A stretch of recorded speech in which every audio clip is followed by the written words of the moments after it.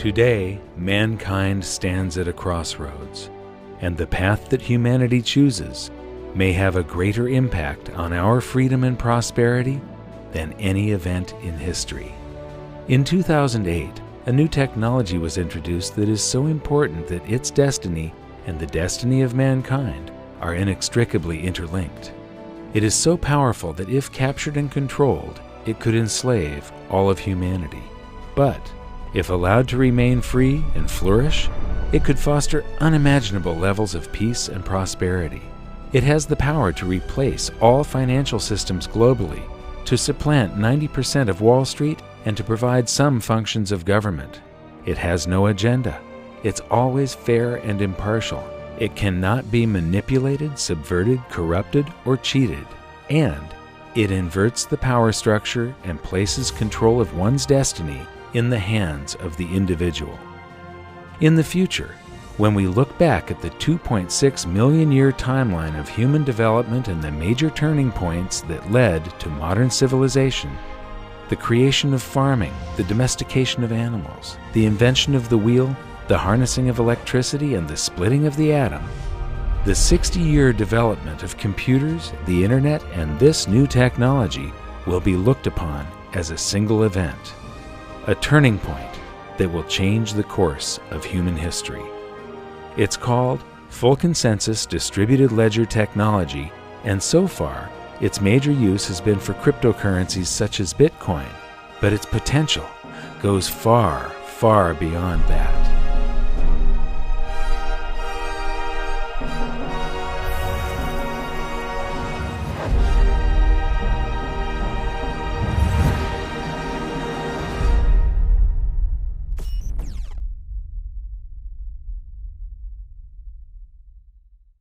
Hi, I'm here in Washington, D.C. across the street from the Federal Reserve because I'm really excited about something.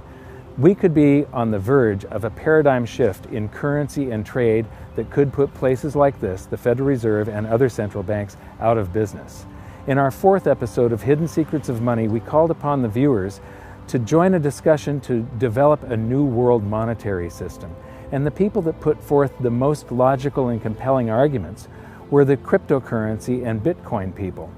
So I'm here at a massive Bitcoin conference that has drawn experts from all over the world, and I'm going to be hanging out with them, asking a lot of questions, developing my own opinion. I'd like you to develop yours because this could be something that changes the world.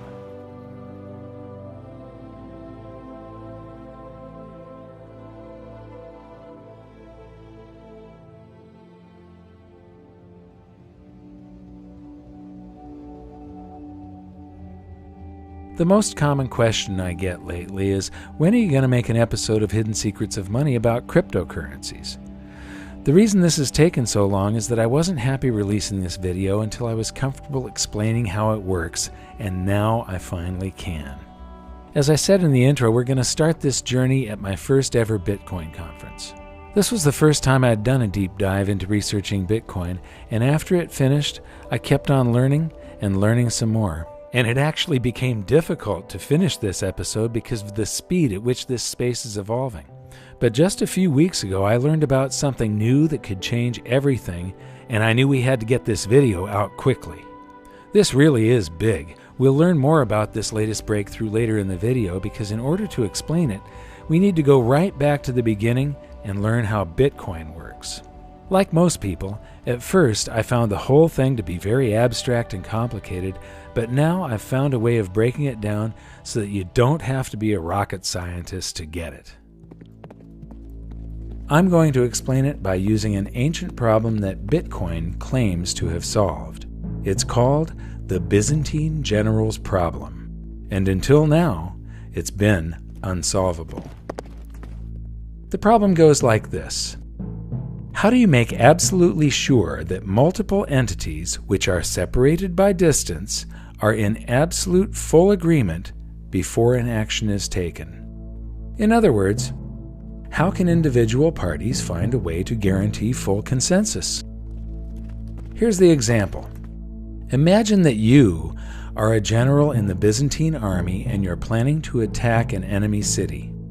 You have the city surrounded by several battalions, each of them camped several miles from the other, and each of them led by another general. A coordinated attack on the city from all sides at the same time will be successful, but an uncoordinated attack will likely end in defeat. You have decided to attack at dawn, but you have no walkie-talkies or cell phones, and signals from flags, torches, or smoke could be seen by the enemy. How do you make sure with absolute certainty that all of the other generals reach consensus and all attack together at dawn? You could send messengers on horseback, but what if one of them is captured or killed before delivering the message? You would need to have a reply from each of your generals confirming that they have received your message, which means that they would have to send messengers to you on horseback, but what if they are captured or killed? What if a messenger is captured by the enemy and an imposter messenger with a fake reply is sent back to you? And how do the other generals know that the messages that they received from you are genuine and haven't been intercepted and altered by the enemy? Worse yet, what if some of the other generals are traitors and they send messages back to you confirming that they will attack at dawn when their true intention is to retreat? How can you ever be absolutely certain that all of your battalions will reach consensus and attack simultaneously? Like I said, this problem has remained unsolved for thousands of years, and at its core, it's all about individual parties being able to trust each other directly, no strings attached. Bitcoin claims to have conquered this problem. Now imagine that the battalions are actually computers on a network, and that the generals are copies of a computer program running a ledger. A ledger that, via some very complex math, records transactions and events in the exact order that they happened. The key here is that all of these ledgers are exactly the same for everyone. As soon as a change is made on one copy of a ledger, if it is proven to be true by the math, all other copies of the ledger are updated to match.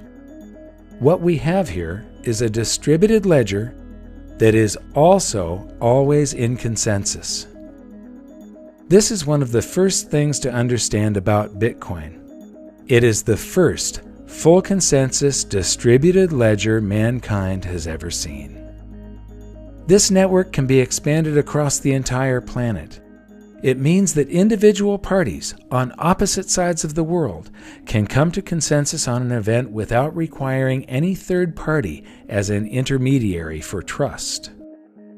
Whether it's an order from a general to his troops, or an order from you for a pizza, a distributed ledger confirms via math whether an event is true and records it permanently. Bitcoin, the first full consensus distributed ledger, is a trust machine. But is it 100% reliable? That's a question for later in the episode. But for now, where did Bitcoin come from and who invented it? Well, Bitcoin was originally developed by a pseudonymous developer, Satoshi Nakamoto. There's a lot of speculation about who he is, and frankly, I work directly with him, but I have no idea. But that never really worried me because Bitcoin itself is open source. And so any engineer can evaluate the Bitcoin source code, evaluate the Bitcoin cryptography, and understand and trust the software. So you don't have to trust who wrote it, you trust the software itself. And so that was one of the big reasons why Satoshi chose open source for Bitcoin, is so you can have trust in the system. You don't have to trust who he is. I don't know who Satoshi Nakamoto is. I also don't know who Euclid was. Might have been some dude in Sicily a few years BC. But we don't really know. We have some historical records that tell us that Euclid was someone who invented geometry in the ancient world. But it doesn't matter. Euclidean geometry works whether I know who Euclid is or not, whether Euclid was a nice guy or an evil person Euclidean geometry simply works. It's completely independent of its creator. And if we didn't know who invented the electric motor or the radio or any of these core technology developments, electricity, so what? They still work. You don't have to have any appeal to authority. We don't have to worry about the motives. Now, in a centralized system where someone is in control, it matters who is behind the curtains. It really matters who is in control. It matters who invented it because they remain in control, or they might have a secret way of controlling it. Bitcoin is wide open and no one is in control, and everyone can see exactly how it works. So how does it work, and what's the point?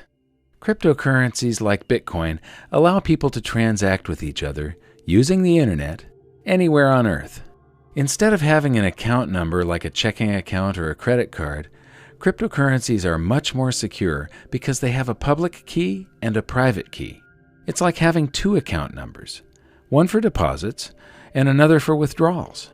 You'll often see them displayed as a string of characters or a scannable code.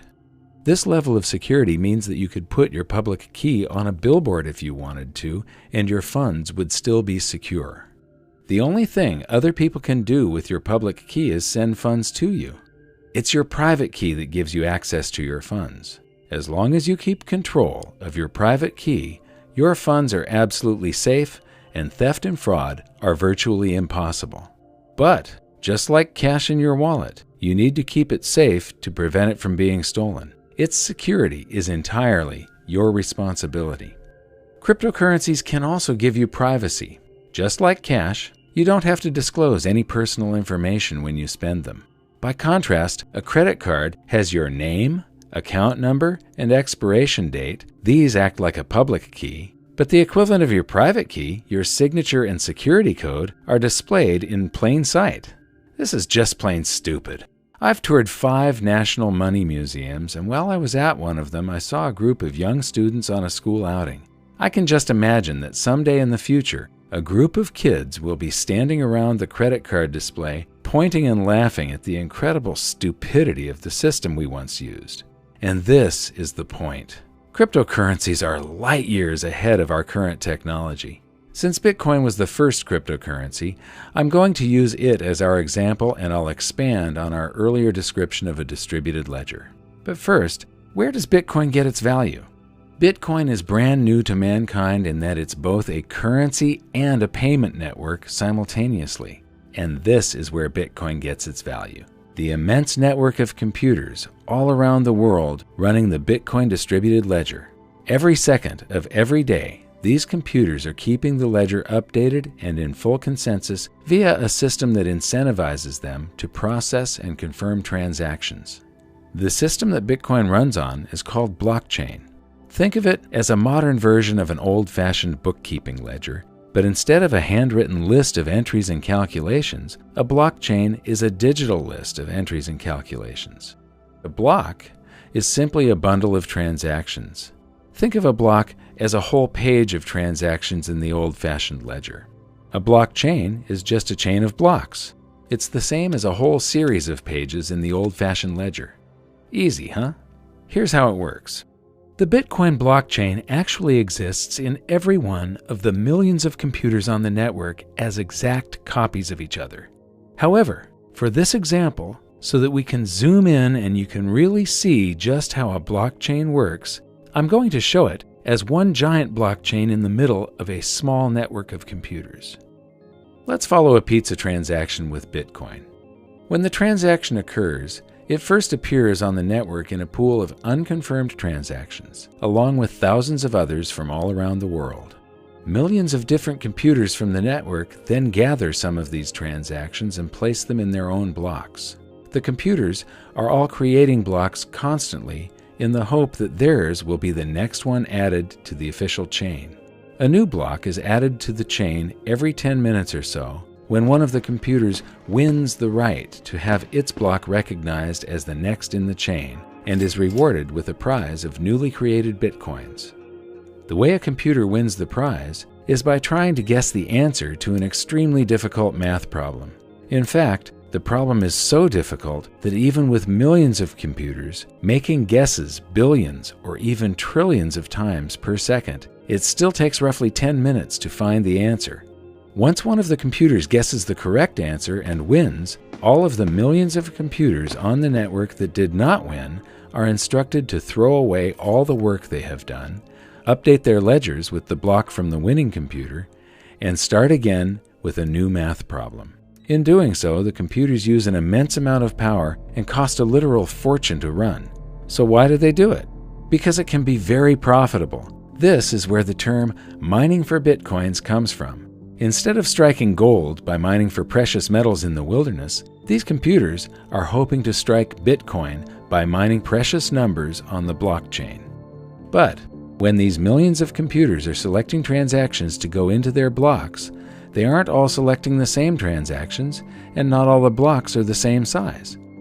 Some contain more transactions, some contain less.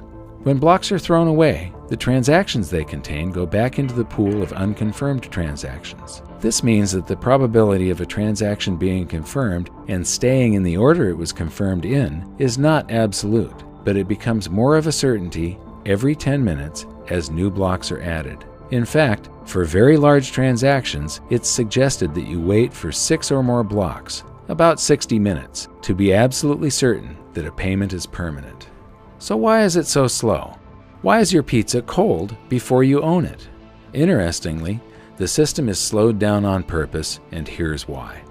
With the insane difficulty of guessing the answer to the math problem, you would think that the odds of 2 or more computers winning at the same time are extremely improbable, but it actually happens quite often.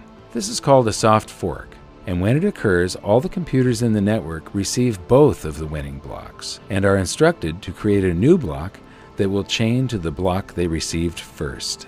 But because of varying internet connection speeds, different computers receive different winning blocks at different times. The tie is broken roughly 10 minutes later when one of the computers solves the new math problem and its block is added to the ledger, and the longest chain wins.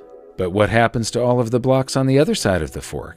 They're discarded, along with all the transactions they contained, which go back into the pool of unconfirmed transactions. This soft forking is the main reason the system must be slowed down on purpose via the math problem. If the system was instant, it would be forking everywhere, all the time, and there would be no consensus.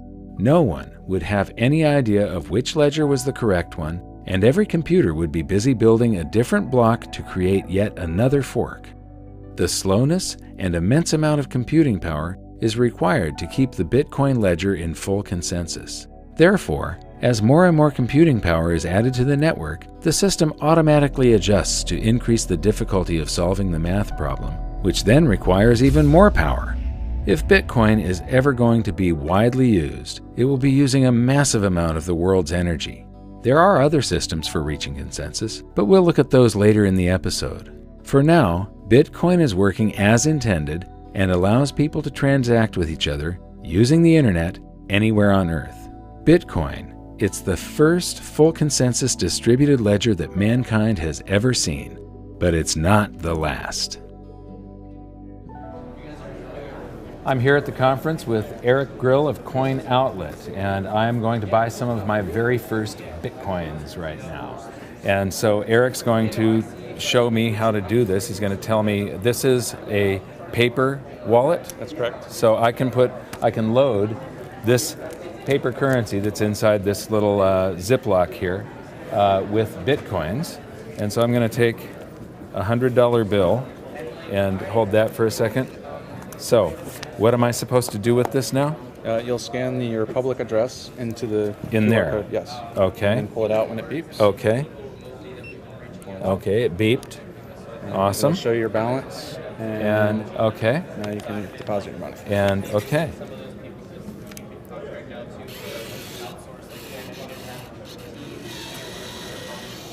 And aha. So I've got 0.1607329 Bitcoins. and I just finished this session. And now it's sent it and it's done. And so basically in the blockchain the $100 that I just put in gave me that 0.16 something Bitcoins in the blockchain. It's been assigned to my account code. And behind here, I can peel this open, and there's a code that is my private key. That purchasing power is now protected in the blockchain that is mirrored around the world millions of times. So thank you very much, Eric. Great. It was Thank you great very much. meeting you. Yep. Wonderful machine and a great advancement forward for when it comes to convenience for people. They'll start understanding cryptocurrencies more when they get an exposure that's very similar to an ATM. That's what we're mirroring. Yes. Yes. Okay, thanks. Thank you.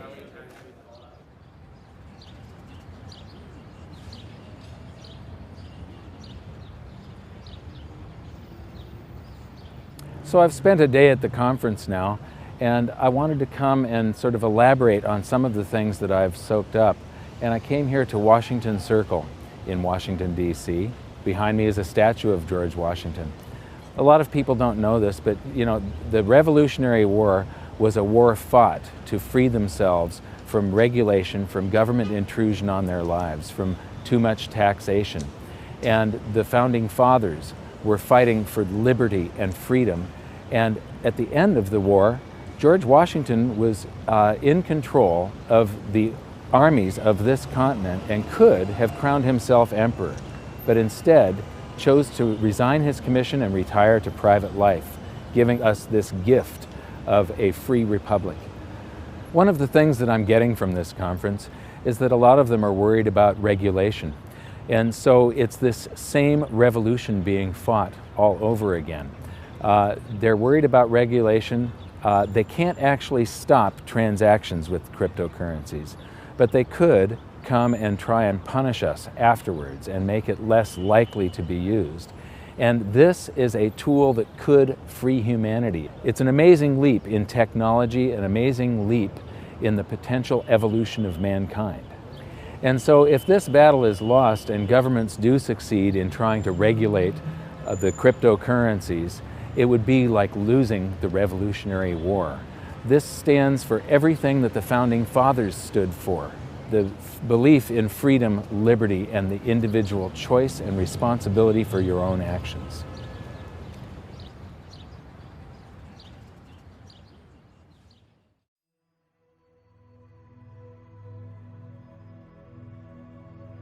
On day 2, I listened to more of the experts, and the more I learned, the more I realized just how much I needed to know.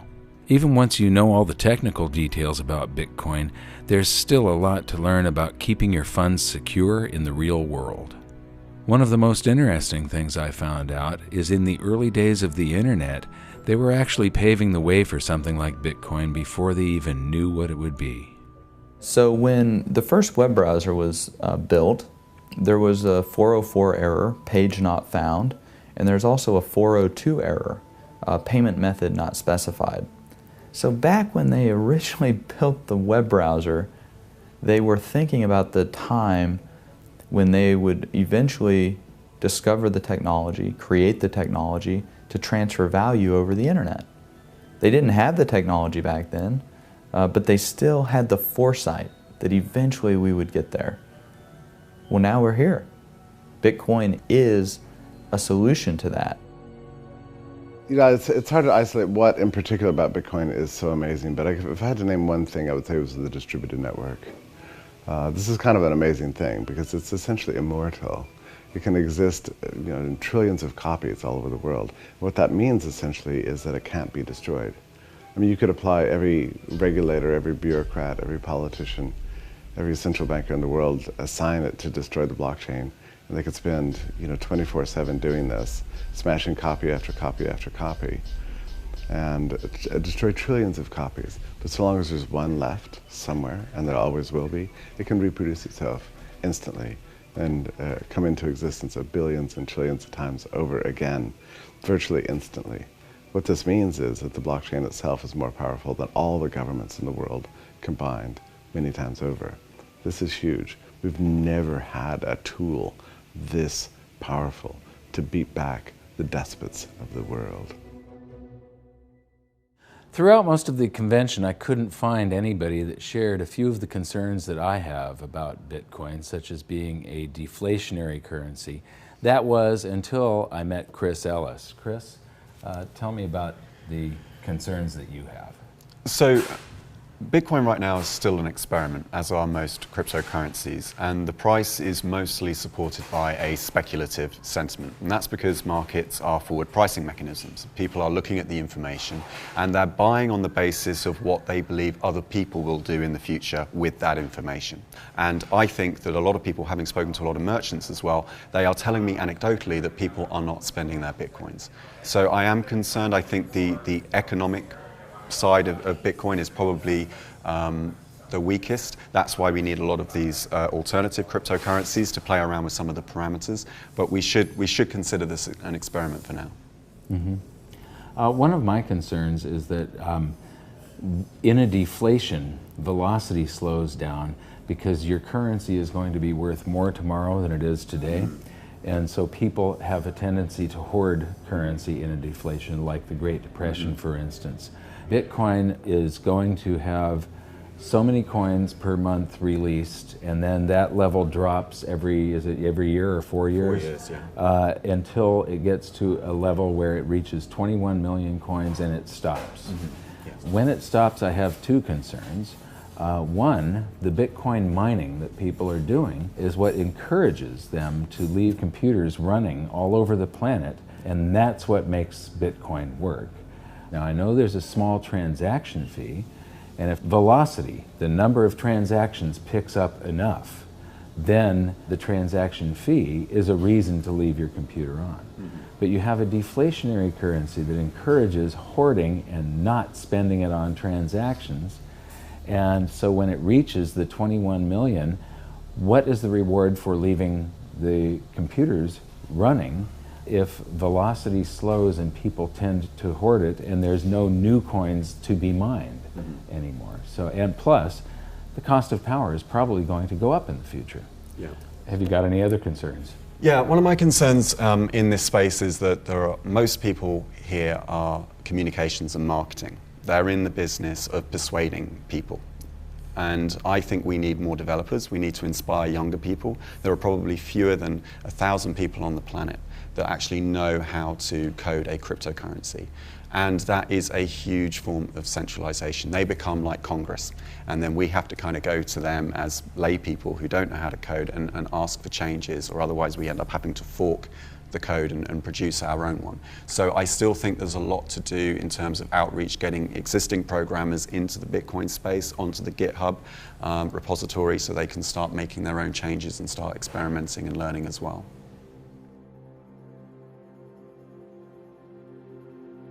So what have I learned in the past few days about Bitcoin and other cryptocurrencies? I've learned that they're a simple mathematical formula that is fair, honest, and impartial. I've learned that this is more than just a digital currency. I thought that this was just for sending value from one person to another. This is a revolution that will change the world. It will tear down borders. It will connect the globe. It is as important as the internet was. But because it connects people, because it frees people, there will come a day where there is a call to regulate it, to stop it, to shut it down possibly. The people that are calling for those things, their motives need to be questioned, because what they are trying to prevent is freedom. It's that simple. One of the things that cryptocurrency does is it provides freedom, and the people that will be calling for its regulation or its abandonment will be the financial sector, central banks, governments, because it provides for a lot of the things that government does very poorly, it will do very well. That the financial system currently does very poorly, it will do well. It's fair, honest, impartial, instant, and cannot be subverted. The only caveats are that Bitcoin has first mover advantage. It's the largest one, but it may not be the one that succeeds. It's an experiment at this point. But the important thing is that the genie is out of the bottle. Freedom is on its way to us right now. We can all support it, or we can let it languish. and I think that this cannot be stopped. So am I going to sell my gold and silver and convert it all to Bitcoin? Absolutely not. Bitcoin, as I said, is an experiment. There is a possibility that these things could go to zero before they're fully developed. There's a possibility of some sort of catastrophic failure. Right now, it has proved very robust and unhackable. You don't know what is going to happen in the future. So one thing to keep in mind, the Germans came up with the Enigma machine in World War II, and it was supposedly uncrackable, and then we broke the code. And then they added another dial to it to increase the complexity manyfold, and it was supposed to be uncrackable, and we cracked the code. So, Bitcoin has not been completely proven. It's got 5 years of existence now and robustness. This may be the answer to all of mankind's problems when it comes to a simple medium of exchange, but it's more than that. You can make these smart contracts that settle with a set of rules, so somebody doesn't get paid until all of the rules that you have established are fulfilled. You can create escrow with yourself, where there's a third party that has to sign off that a transaction has been completed before the payment goes through. They're working on things where you can take delivery of something continuously and pay for it as you use it. It would be like paying for the internet for every second that you're using it only, or paying for the gas that's delivered to your house. Instead of monthly, you're being billed per thermal unit, and with no frictional costs involved. So this adds up to efficiency. Therefore, mankind is left over with more prosperity. If there's no third party in between bleeding off economic energy, you end up with more prosperity. This is a very good thing for all of us. And because it is so fair and impartial, there's less of a need for the court system. There's less need for government and rules and regulation and people to enforce all of this stuff. In the future, there will be less need for Wall Street. That Wall Street does not realize it yet, but they are antiquated dinosaurs of the past about to go extinct. You can attach stocks and bonds and things such as that to cryptocurrencies, and companies could now do IPOs just on the internet. They do not need Wall Street anymore. They don't need a third party like Goldman Sachs or some other big brokerage house taking a cut. There's no need to worry about corruption because the code cannot be corrupted. I do know that I am going to be putting some of my capital into cryptocurrencies from now on and supporting this movement and helping to push the freedom of mankind forward. And here's something else. The reason that people buy Bitcoin is the same reason that people buy gold and silver. It's an alternative to all of the other currencies, the fiat currencies that are being printed into oblivion on this planet right now, and they eliminate the need for third-party trust. You don't have to trust somebody else with your Bitcoins. You only have to trust yourself. You don't have to trust somebody else with your gold and silver. You have to trust yourself. So the reasons are the same, and so I would encourage every precious metals investor to investigate Bitcoin and the other cryptocurrencies, and I would encourage every Bitcoin and cryptocurrency user and investor to investigate precious metals. I'm going to hold both. I look at the cryptocurrencies as a very speculative, volatile, and potentially risky play. I look at gold and silver just like savings. I see them as something that has never failed in 5,000 years. They are proven, and I see them as extremely undervalued compared to the morass of fiat currencies on this planet at this point. So when I came here, I expected to find nothing but a digital payment system. And what I found is a technology that can revolutionize the planet. If the founding fathers of America were standing here beside me, they would be fighting for this revolution.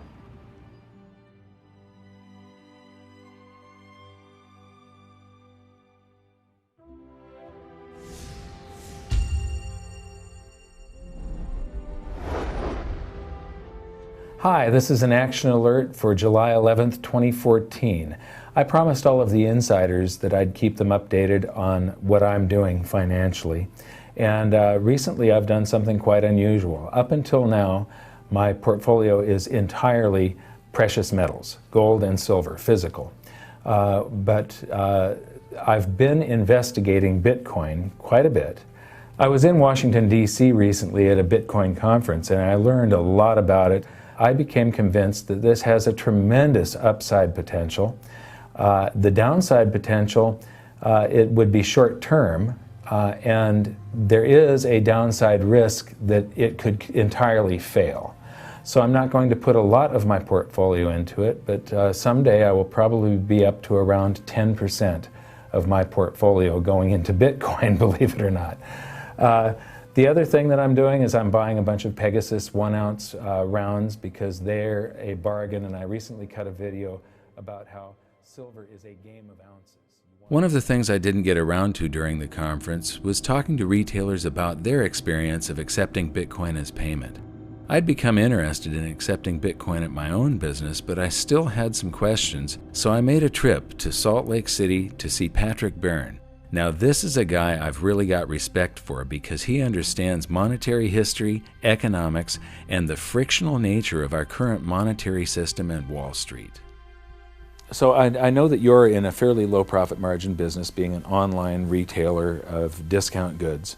I too am in a very low profit margin business. You've been taking Bitcoin. You're one of the first large businesses to adopt Bitcoin. The first. The first. Large business. Excellent. What is your recommendation for me? Well, we have publicly, you can look in our public filings, our gross margins are in the high teens, which is quite low for a retailer, and our operating margin is a little over 1%, 1.2%. And of course, to take people's credit cards costs about 2 or 3 or 4% for most businesses. If you start doing sales in Bitcoin and it saves you, say, 3% on your expense, those sales, instead of being 1% net margin, go to 4% net margin. So it's really, especially if you're a tight margin business, it makes a lot of sense to accept Bitcoin and avoid those credit card processing fees. Those credit card companies and that part of the financial industry really has an amazing ability to sit on the exchanges you're making with the public and extract. They're basically extracting the entire profit margin for themselves. And Bitcoin ends that. Cryptocurrency ends that. So it's a frictionless system. Frictionless system, but you can, the empire is going to strike back no matter what they're saying. I think the financial industry is quite sorry they didn't do more to put a stop to Bitcoin, kill it in its cradle. Now that it's getting some momentum, they're not able to. That's their entire business model, is to be in that position where they can extract rents through their monopoly or oligopoly. And Bitcoin ends that. So it's really an arrow right at the heart of their business model. If you don't trust the financial system anymore, there's basically 2 ways of checking out. You can buy gold, physical gold and silver, and get it somewhere safe where it can't be taken from you. And the other solution is to get into the crypto revolution.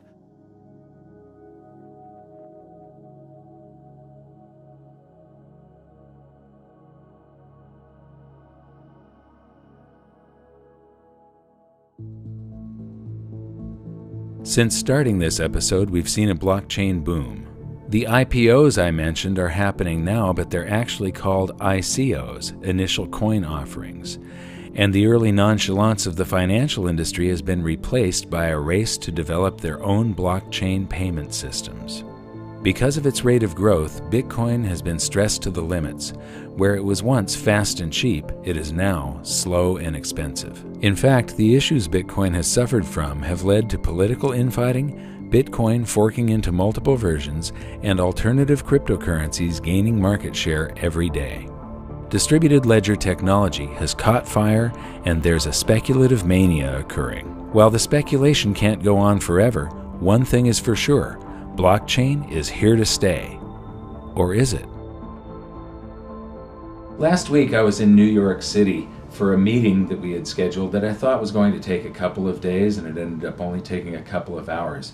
So with all the leftover time, I decided to go visit an old friend, Dimitri Kofinas. He used to have one of the best financial shows on television called Capital Account. You might remember him from episode 2 of Hidden Secrets of Money, where he talked about Greece and the hubris of leaders and empires and how history repeats. Anyway, he has a new podcast called Hidden Forces, and when we visited him, he was all fired up about this new technology. And this podcast, when I listened to it, I got all fired up, and he invited us to attend an event. So we went home to Los Angeles, there for 2 days, and right back to New York again, and to the event that he hosted about Hashgraph technology, created by Lehman Baird, that is probably going to end up replacing blockchain technology. I mean, this is big. We went to the event, we listened to some of the people that are involved with this, and we were just absolutely blown away. So I'm going back to visit with Dimitri now and get his take on how the event went last night and where the future of this thing is going. Since the advent of Bitcoin, there have been many thousands of blockchain-based cryptocurrencies created, and now there are more of them being created every single day. So what's different about Hashgraph? Well, it isn't blockchain. It's totally different. In fact, the way it works is a real mind-bender and not very easy for me to explain, but I'm going to give it a try. Instead of a block in a blockchain, Hashgraph calls their packages of information events. Your computer takes a transaction like a payment, or anything else for that matter, such as an action in a video game, an offer to sell merchandise or even sell stocks or bonds, a bid on that item, a contract, or even a law. Pretty much any information or transaction you want to record, and it puts it in the event. For transmitting information quickly, Hashgraph uses a technology that has been the gold standard in computer science for decades. It's super fast, and it's called Gossip Protocol. Your computer randomly tells another computer in the network about the event you've created, and that computer responds by telling your computer about any events it heard about. Then that computer tells another computer about your event and the other events it heard about, and the computer it's talking to responds by telling all the events it knows about. It's absolutely the best, most efficient way to spread information, and it's exponentially fast. But here's the twist. Each time a computer tells another computer about an event, it also includes the information of the time it heard it and who it heard it from, and the time they heard it and who they heard it from, and so on and so on. It's called Gossip About Gossip, and it lets everyone know what everyone else knows and exactly when they knew it in just fractions of a second. The other major component is an even older technology, and it's the most robust, secure, and certain way of coming to absolute consensus. It's called voting protocol. But until now, it was so slow that nobody ever used it. And the twist that Hashgraph has given it is that there's no voting. Instead, because everyone already knows what everyone else knows, you can mathematically calculate with 100% certainty how they would vote. It's virtual voting, and it allows Hashgraph to come to consensus almost instantly. So instead of recording things on a block and then adding it to the blockchain once every 10 minutes, Hashgraph events are added to the system instantly the moment they're created, so they don't have 10 minutes worth of information in them. This means that they're small and they contain far less data, so they use very little bandwidth and are much easier to transmit. And because it's not trying to guess the answer to an incredibly complex math problem trillions of times per second, Hashgraph uses just a minuscule amount of power. From what I've seen so far, compared to blockchain, Hashgraph is lightning fast, more secure, and provably fair. All events are time-stamped the moment they're woven into the system, so the record of whose event came first and whose came second is instant, and there's no such thing as soft forking or unconfirmed events. It can also replace huge portions of the internet that are currently run by centralized servers, by replacing them with the shared computing power of all of our own computers, iPads, and cell phones. It looks like Hashgraph might just have the potential of fulfilling all the original hopes and dreams I had for blockchain technology. The power to decentralize and remove the middlemen from commerce, banking, stock markets, and much of the legal system and government. With the speed at which this technology is evolving, the future is looking bright, and Hashgraph is the perfect example of just how fast things are moving in this field. Well, I think the really amazing innovation that Lehman has made is in the way in which he has made adjustments to the gossip protocol and to the voting system in order to make them compatible at scale, right? Because a voting algorithm can work and you can reach consensus in the exact same way, but in order to deploy that in the real world, the bandwidth constraints on it would be such that you'd never actually be able to practically use it. But by incorporating the gossip protocol and creating the hash graph, and then being able to use that in conjunction with the local data that you have in memory, and running a voting algorithm locally on the computer without having to cast any votes or send any votes over the internet, you're actually able to get all those strong guarantees that you get with a voting algorithm, but you're able to do it at scale. And that's what's so remarkable. And to be quite honest, it's hard to imagine how no one thought of it. It's one of those brilliant ideas that you could have only looked in retrospect and said, how did no one think of this? But at the time, no one did.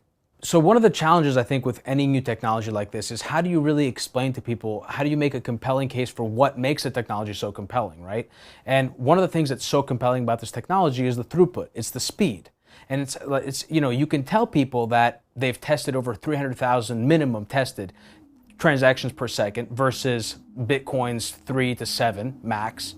But like, how do you kind of get that in your head? And I sort of did a back of the envelope calculation, and that's roughly twice the speed of sound relative to a snail's pace, Bitcoin being a snail's pace, and this network literally being like a supersonic jet traveling at twice the speed of sound. Which is, I mean, just wrap your head around that for a second. It's remarkable. It's not even like within, so you can see the difference. It's tremendous. And understanding, of course, that the speed of the network, the reason why Bitcoin is so slow is because they have to make it slow. Because if it's not slow, it would fall apart. It would branch off everywhere. You would never have consensus. Now remember the explanation of the Byzantine general's problem from earlier and how blockchain was built to solve it? Here's something not many people know. Blockchain systems aren't technically Byzantine fault tolerant. They came close, but no cigar. So I, like many people, assumed that blockchain was Byzantine fault tolerant. And in fact, I didn't fully appreciate what that even meant. I sort of just assumed it because I saw it as a sort of part of the larger picture of blockchain being very secure and not having been hacked.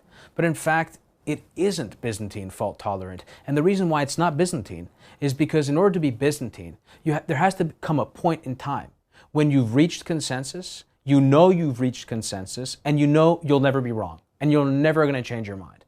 And that doesn't happen with blockchain because of the nature of the network. The geometrical qualities of the blockchain network require you to always sort of recognize that you're never entirely sure. You're probabilistically more confident that you're arriving at consensus. But that's also why on the blockchain network you need to keep an entire history of the ledger. Because you sort of have to have the capacity to do a forensic analysis in the event that you are mistaken, in the event that the network has forked and you don't know it. And so that's something that you don't have to do with Hashgraph, because with Hashgraph, you're coming to consensus every few seconds, and you can dump the entire history of the network's data and just keep rolling forward because you're absolutely sure that you reached consensus. And that's the difference. I think the major problem, the sort of the big deal in the blockchain community for years, ever since the community figured out that they could take this protocol that Bitcoin was built on and sort of extrapolate it and use it to build these distributed systems, this distributed architecture around storage and computation, etc., and building applications on top of it, is that there was a recognition that it had limitations. It had limitations at scale. And the community has been trying to figure out how to address that, while at the same time building apps on top of it. And something that Lehman said, which really has stuck with me, is that while everyone was really busy building apps, they forgot about what the core of distributed technology is all about, which is reaching consensus.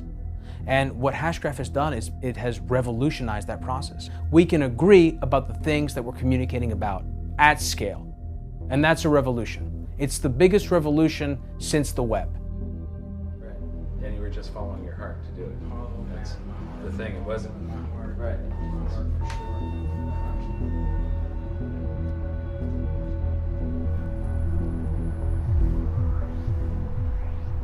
So we've been looking at this amazing new technology for about a week now, and what I find so incredibly amazing is that it holds the promise to solve all of the problems that the other distributed network ledger systems have. Bitcoin, once it started to scale up, it turned out that it used an immense amount of energy to run the system. And also, as it scaled up, it became slower and slower and slower to where it was no longer a currency. It was basically a speculative vehicle. People could make some gains in purchasing power on it. But it wasn't something that you could stand in line at a Starbucks and pay for a cup of coffee for. A friend of mine just did a transaction that took 4 hours for confirmation. And so this is incredibly fast, pretty much instantaneous. The number of transactions that it can process per second is mind-boggling compared to Bitcoin, and it uses almost no power. So it solves all of the issues that I had with Bitcoin. There's a lot of different cryptocurrencies now, and many of them are engineered to either be faster or to be more sound and robust, but everything has a set of trade-offs. And so whatever feature that they want to offer, they have to give up something else. So the really fast ones, if they want them to still be fast once they're scaled up, they're more vulnerable to some sort of attack or hacking. The ones that are less vulnerable to attack and hacking have the problem of scaling. They're going to be slow. Speed, fairness, where the transactions are recorded in the absolute order that they came in. Some cryptocurrencies offer you the ability to pay extra to have your transaction mined first, and that really isn't fair. A distributed ledger should be recording everything at the absolute time of event, and then full consensus is reached, and there's no argument, no going back. This is set in stone forever. So now we're actually on our way to talk to some of the team at Hashgraph and learn more about this.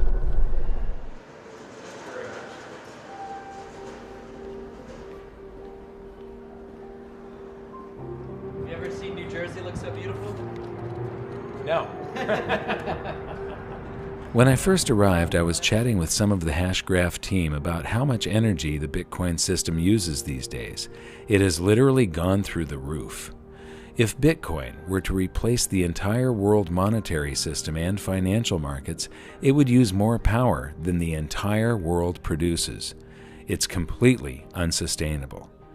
This is one of the reasons I'm interested in Hashgraph, its amazing efficiency. The other reason, these guys already have commercial customers using their technology at an industrial scale.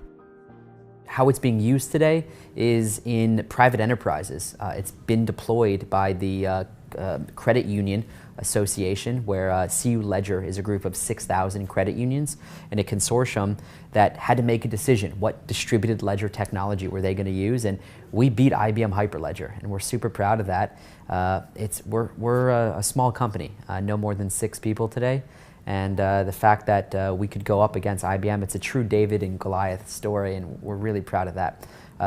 It's also being used in Ethereum-based projects where a lot of these ICOs, coin offerings, are starting to realize the limitations of the Ethereum protocol, and that today it's 5 to 7 transactions per second. Hashgraph is, again, that hundreds of thousands of transactions per second, which opens up a whole new genre of applications that could never run on Ethereum. Our technology speaks for itself. It's night and day in true comparison to everything else in the market, and everything falls short, especially when it comes to security. We're asynchronous Byzantine fault tolerant. We're the strongest form of security you can get in a distributed architecture. You don't have to take our word for that. There's 30 years of academic literature in the space of voting-based systems. Ours is a voting-based system without the voting. We do virtual voting, which sounds weird, but it works. It's peer-reviewed, mathematically proven. That's what got the credit unions, the fact that we have absolute certainty that when we achieve consensus, this is consensus. It's not blockchain in that with every additional confirmation, we become a little more certain, but we're never truly certain. And that's the case, certainly, of blockchain. With Hashgraph, you never have that what if. You're 100% certain that this is the way things are. This isn't theoretical. We're not talking about a white paper or some voodoo idea that is not practical because the fact of the matter is this is a tech stack that you can go download today. It's been out for a while now. We took it to TechCrunch Disrupt to have developers and a hackathon out there build on it. We gave a $5,000 prize to a team that built the Hashgraph fair auction ledger. And what that is a distributed auction for the first time ever in the history of mankind, where there is no centralized infrastructure, but distributed parties could submit a bid, and we can still decide who won that auction. Think Sotheby's or eBay, but without a leader, without any vulnerability, and with complete fairness. That's never existed before. Well, for me, the most exciting applications or potential applications for Hashgraph are in terms of Internet of Things, in terms of identity, and allowing us to be able to control our own identity instead of it being in the hands of corporations or other organizations. From a currency or economic standpoint, it opens up possibilities in developing countries. You know, there's so many possibilities that before Hashgraph got invented, you know, all these possibilities didn't exist, but now they do. It really does seem like Hashgraph has cracked the problem of consensus at scale. Once again, you can see the speed of evolution in this space right in front of your eyes, and like I said in Washington, D.C., it may not be Bitcoin that dominates this space, it may not be Ethereum, it may not be Hashgraph, but you need to understand how quickly this thing is moving. It's a very exciting time. The more I found out about this technology, the more I needed to know about it, so I headed straight to Texas to meet with Lehman Baird and Hashgraph's CEO, Mance Harmon. We both lived in the same town. It was actually a suburb of Austin, Texas, Cedar Park, Texas. And there is a Starbucks on the corner. We would meet there after kids have gone to bed and would sit at this Starbucks until they would close, and very often until late in the evening after they've closed. We would often watch the people at Starbucks bag up all the trash and throw it over into the dumpster, and Lehman and I would be sitting there talking about the latest thought and the latest evolution of the Hashgraph. You know, what's the latest rabbit hole that Lehman was going down in terms of exploration of how to solve this problem. And so there are a great many memories of this process in that particular location. It's clearly the case that we're wanting to change the face of the internet. We're wanting to make the internet what it should have been from the beginning, but nobody stopped to figure out what's the right way to do this. And the internet grew up in such a way that there are serious architectural flaws and security flaws, and there's a lack of trust in a very real sense.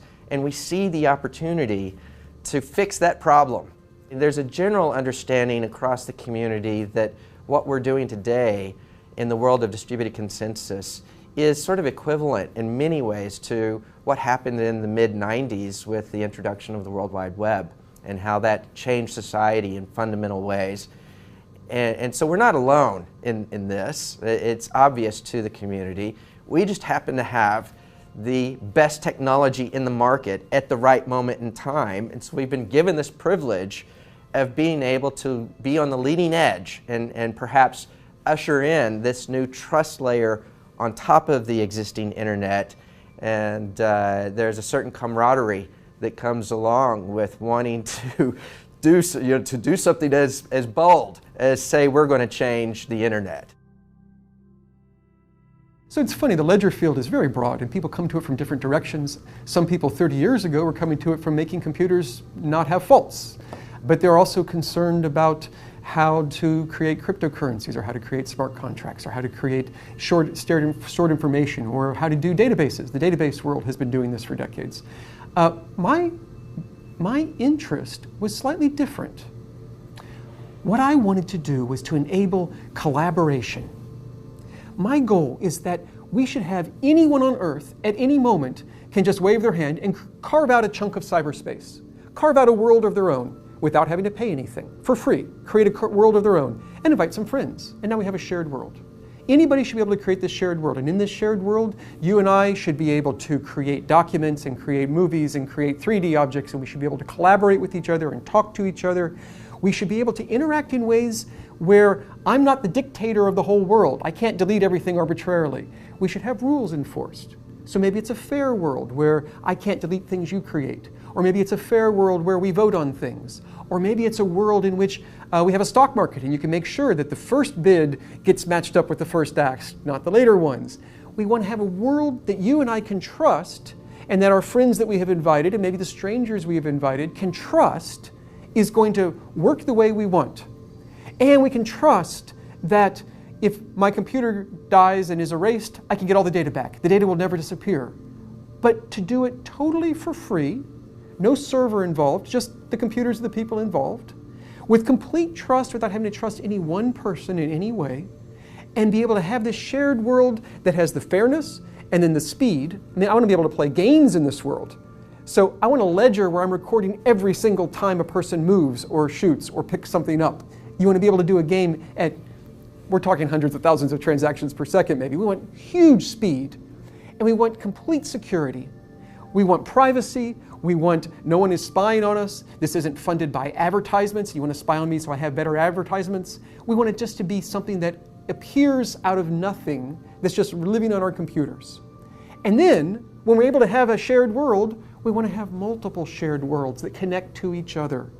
So maybe you and I and a few friends set up a little stock market just for ourselves to send things back and forth. The banks do this. They're called dark pools.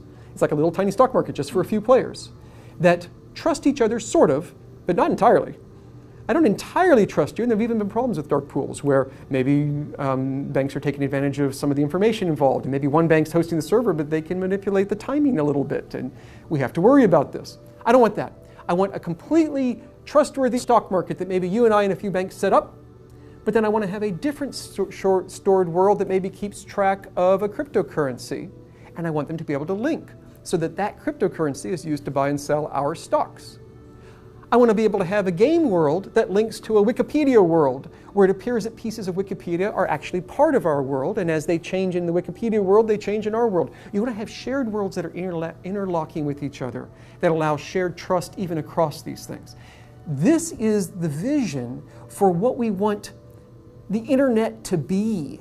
It will change the way we even look at what cyberspace is, what the internet is, what are networks, even what are computers. This is what's going to happen. And 20 years from now, when the children who are born then are growing up, they're not even going to think about websites and emails as a separate thing, and internet and many of the hacking attacks that we have today.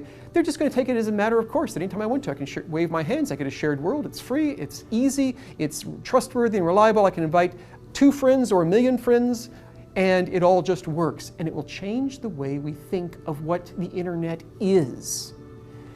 That is what I started being interested in building.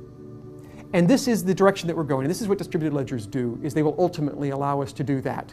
And there's a lot of rough edges. We have growing pains in distributed ledger technology today, but we'll get over the growing pains. We will get to a world that really is fast and secure and fair, and we will be able to then have this vision of shared worlds, big public ones, little private ones, everything connected. That was the idea. That was 5 years ago. So I like playing with math. So I kept playing around with how would you do it, and I convinced myself, yeah, it's impossible. You can't do that. There's no way that you can have really high throughput because, and also have all these security and fairness properties. You just can't do it. Because ultimately you end up having to tell everybody what you think and then tell people what other people thought, and then you can have millions or billions of extra votes and receipts on votes floating around. It just doesn't work. So I was able to convince myself it's not possible. And I set it aside, and it would come back and haunt me, and it would keep nagging at me. And so I would pick it up again, and I would spend a couple of days going through it and going through the math and realizing, no, I was right. It really is impossible. You can't do that. And set it aside again. And this kept going for years. I have lots of math problems. Some I've been working on for decades. They just, for whatever reason, I don't know why, they just latch onto me and I can't get away from them. And eventually, I said, wait a second.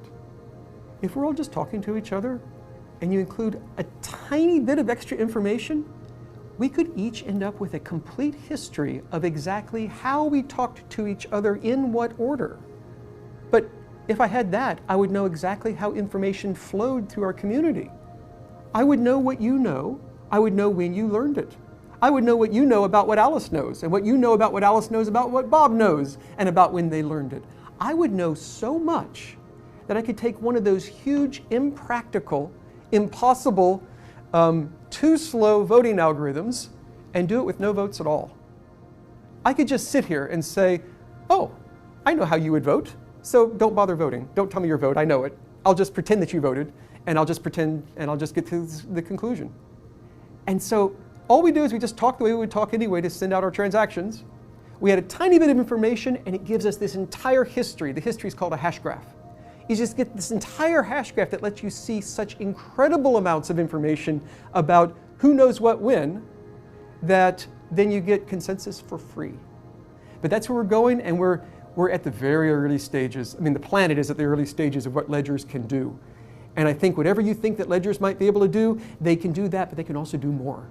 And we are just as a species beginning to learn what the final limits are. And we're pushing as fast as we can along that path. And so this is the gateway to the next net. This is it. This is the next net. Technically, the geeks will always know, well, there's multiple layers, and the internet's still down there at the bottom, just like it always has been. But for the users, what they think of when they think in their mind of what the net is changing. And that's what's going to be different. At a low energy cost. Let's talk about energy costs. You can run this on your cell phone, am I correct? The Yes. processor in a cell phone is enough to actually run Absolutely. Hashgraph. Absolutely. So there are systems that would require you to buy a supercomputer. It's called a mining rig. It's a big box full of specially built chips that don't do anything useful for humanity. They just mine, which means they solve math problems that have no inherent use. The purpose of them is to slow down the network. This doesn't sound good, just on the face of it. I'm going to spend a lot of money on a supercomputer, and then I'm going to use a lot of electricity to run my supercomputer, and the whole point of the supercomputer is to slow down the network. But that's what it is. And so proof of work systems work that way. Proof of work is really exciting because it was the first to show us all the possibilities of ledgers. But it's the first generation. We clearly need to move beyond that, and we will, I think, over time. So with Hashgraph, yeah, you could run a full node on your cell phone. You've accomplished something, a tool that is extremely powerful. What are your hopes and dreams? My hope and dream is that this pushes us forward along this path to an internet of shared worlds like we've been talking about, where anybody can collaborate with anybody, and the data is stored. You don't have to pay for a server to hold it. It is secure, it is private, where you have the rules enforced. We could set up an organization and trust that elections aren't being rigged because the rules are enforced. You don't have to trust any one person. We could have money and trust that no one's going to inflate the money supply because the rules are enforced and it is guaranteed. We could store the deed to your house, and at any given moment I could know that we're all seeing the same answer as to who owns it, so that you can't sell it to one person and also sell it to someone else at the same time. You'll get caught because it's a publicly visible thing that everyone knows that everyone else is seeing the same thing. I envision a world where the whole internet works this way, where we all know that we can all see the same thing and that rules are enforced, that we have collaboration. And to do that, we need speed, we need security, we need fairness, and my goal is that what we're doing pushes us along that path, because that's the goal that we need to get to, where the nature of the internet itself is different, because it has a trust layer. So this has been my 3-year journey of discovery from Bitcoin to Hashgraph and all the promise that they contain. Now, when we make a documentary like this, you shoot hours and hours and hours of film, and you have to decide what to put in and what to leave out. Many of these guests we interviewed for somewhere between a half an hour to more than 2 hours. And they said amazing things and stuff that you really do want to learn. And so we're going to make all of this available as bonus footage on hiddensecretsofmoney.com.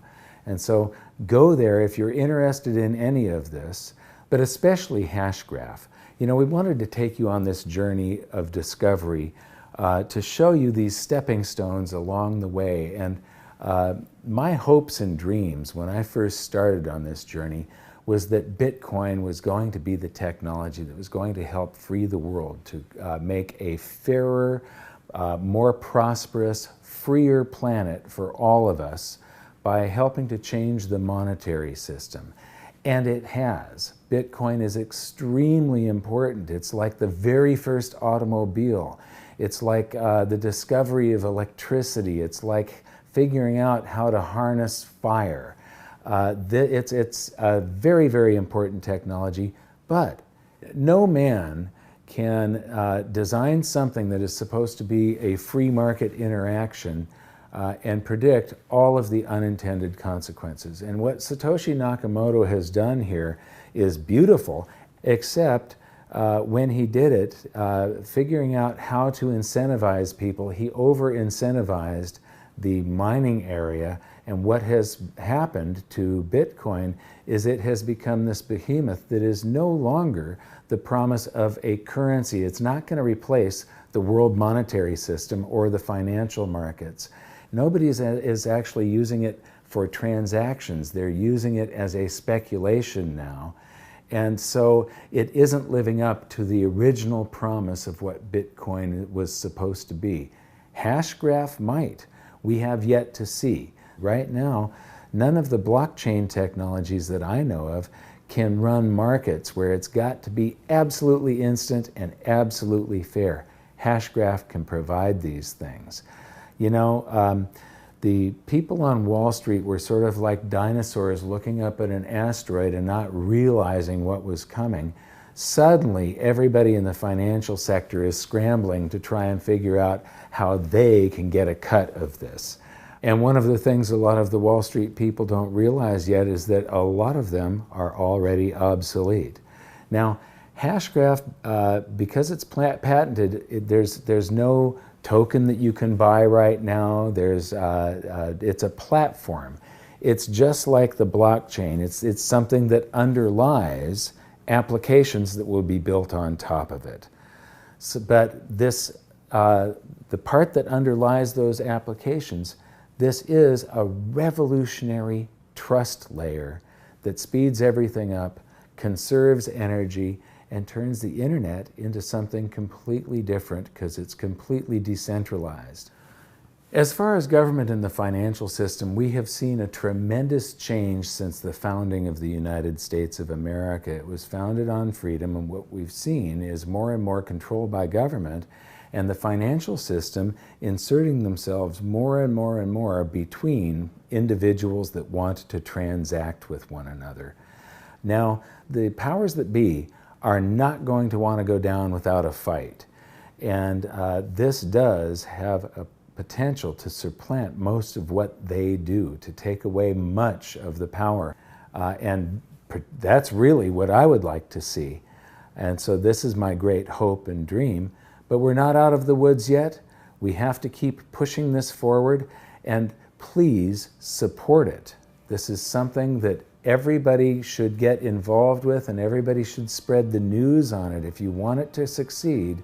Just like the beginning of this episode, these technologies really do have the power to enslave or free mankind. It's going to be one or the other. There is no middle ground here. And right now, we have the opportunity to choose. This is a decisive moment in history. The future of mankind depends on what you do. So, learn as much as you can about this space, all of it. Visit hiddensecretsofmoney.com and watch the bonus features, especially the stuff from Lehman Barrett at Hashgraph. Share this video with everybody that you can. And until next time, thank you very much for watching. Good luck, and we'll see you next time.